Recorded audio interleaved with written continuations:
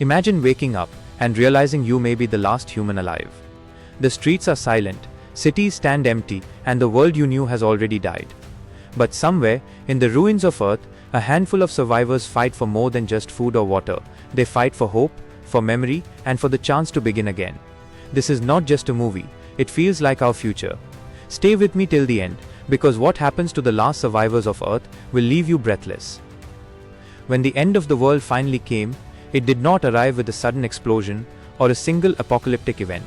It came slowly, quietly, and mercilessly.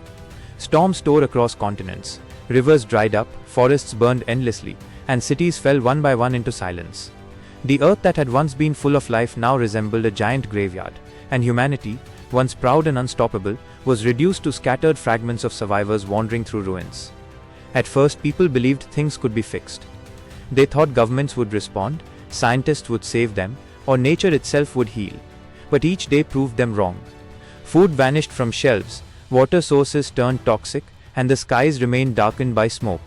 The great cities that once pulsed with energy, New York, London, Tokyo, now stood as hollow skeletons.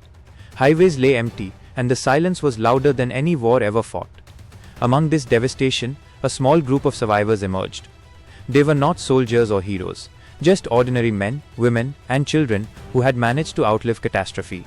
Yet in this new world, survival required more than food and water. It demanded trust, courage, and the ability to face the crushing loneliness of being among the last people alive. Every step they took was a gamble, for danger came not only from the collapsing earth, but from humanity itself. In the absence of laws, kindness became rare, and cruelty became common. Desperate individuals, driven mad by hunger, turned against one another. Entire families disappeared overnight. The survivors quickly learned that sometimes, another human could be more dangerous than the storms raging above. They traveled carefully, speaking in whispers and hiding at night. Even the smallest sound, a snapped twig or a distant footstep, could mean life or death. One of the survivors, a young woman named Claire, carried with her a small journal. Her handwriting trembled across the pages as she documented their journey. "If the world ends," she wrote, "will anyone remember us? Or will the earth erase us as if we never existed?"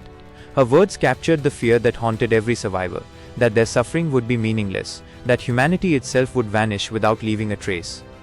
Despite the despair, the group clung to one fragile hope. Rumors spoke of a valley far away, untouched by disaster, a place where clean water flowed and green fields still stretched under the sun. It sounded like a myth, a fantasy whispered among the broken, but myths were sometimes all that kept people walking forward. And so, the survivors decided to chase the dream